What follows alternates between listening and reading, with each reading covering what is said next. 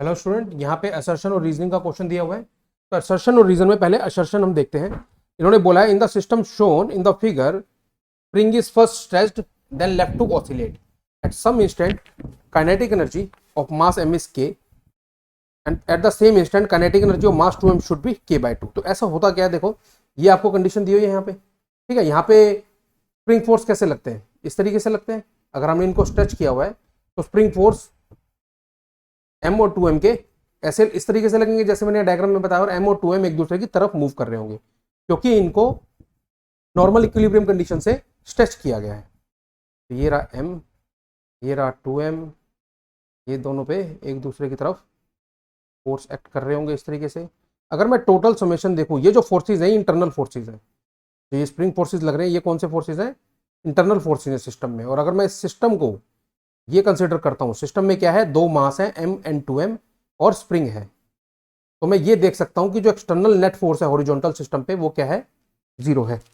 ये बात क्लियर है। जो F जो एक्सटर्नल फोर्स लग रहा है सिस्टम पे टोटल, वो क्या है, 0 है, कोई लग ही नहीं रहा। क्योंकि ये जो दो फोर्सेज हैं, देखो डायग्राम में नीचे देखो जो मैंने बनाया, ये वैसे ही कैंसिल आउट हो जाएंगे क्योंकि हम जानते हैं ना स्प्रिंग फोर्स तो इक्वल एंड अपोजिट लग रहे होते हैं, तो ये तो कैंसिल आउट हो जाते हैं। तो अगर इस इंस्टेंट पे, ये कोई पर्टिकुलर इंस्टेंट लिया, मैं मानता हूँ इस टाइम पे m की वेलोसिटी v1 है और 2m की वेलोसिटी v2 है, तो अगर f एक्सटर्नल 0 है सिस्टम पे, तो जो मोमेंटम होगा, टोटल मोमेंटम जो होगा सिस्टम का, वो क्या होगा, कंजर्व होता है।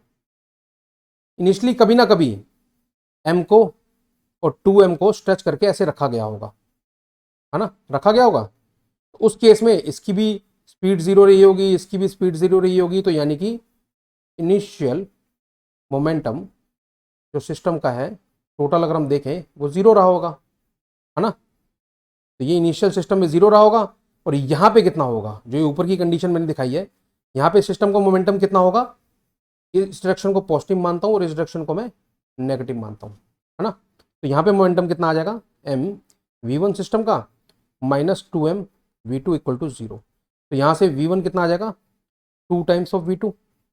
ये बात क्लियर है। और एक और रिलेशन निकल जाएगी, v2 इक्वल टू v1/2।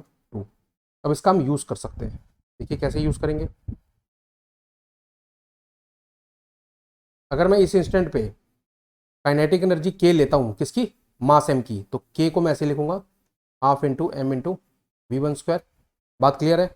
अगर मैं काइनेटिक एनर्जी 2m मास की लेता हूं, तो उसको मैं कुछ k डैश ले लेता हूं, वो कैसे लिखूंगा मैं, half into 2m into v2/2 लिख सकते हैं ऐसे।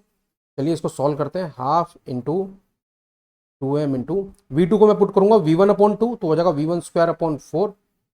यहाँ से यहाँ एक 2 आ जाएगा, तो आ जाएगा हाफ ऑफ 1/2m v1/2, ये आ गया।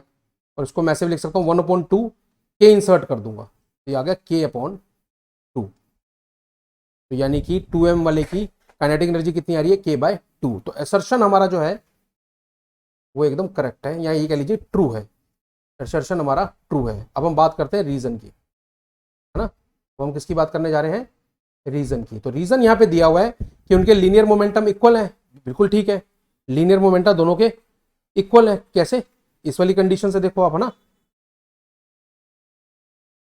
दोनों के लीनियर मोमेंटम अगर इक्वल है और अपोजिट भी है, वो किसी भी सिचुएशन में ऐसे ही रहेगा, चाहे आप इस पोजीशन में देखो, चाहे इस सिचुएशन में देखो, चाहे इससे आगे जब m और 2m और पास आ जाएंगे तब भी उनके लीनियर मोमेंटम इक्वल और अपोजिट रहेंगे। तो उस केस में अगर मैं काइनेटिक एनर्जी देखता हूं, तो वो क्या आ जाएगी, p²/2m, और काइनेटिक एनर्जी इनवर्सली प्रोपोर्शनल आ जाएगी 1/m के। देखो ना यहाँ पे, तो यहाँ पे भी मैंने जो सॉल्व किया है वो कहीं ना कहीं kinetic energy is inversely proportional to 1/m का ही कॉन्सेप्ट है, क्योंकि मोमेंटा तो इक्वल है, क्योंकि मोमेंटम जो है वो तो इक्वल है। अगर आप बोलोगे सर रीजन वाले तरीके से देखो, तो काइंड ऑफ वही तरीका है जो नीचे है, बट मैं यहाँ पे बता सकता हूँ आपको, इससे अगर कॉन्सेप्ट को लगाएं तो ये भी लगा सकते हैं।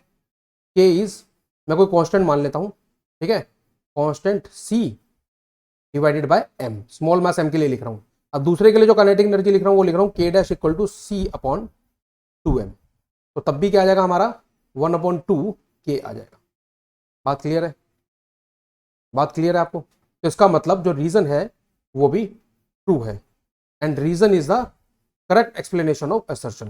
तो इसमें कोई डाउट नहीं है कि जो रीजन में कॉन्सेप्ट दिया था आप उससे भी सॉल्व कर सकते हो। एक जो नॉर्मल मेथड होता है, मैंने पूरा एक्सप्लेन इसलिए किया ताकि आपको कोई भी कंफ्यूजन ना आए तो मैंने ये पूरा एक्सप्लेनेशन यहाँ पे नीचे बाय सॉल्विंग इट आपको सॉल्व करके पूरा दिया है यहाँ पे, है ना। अब इस तरीके से भी समझ सकते हो। I hope I have answered your question. अच्छा, ऑप्शन कौन सा होगा?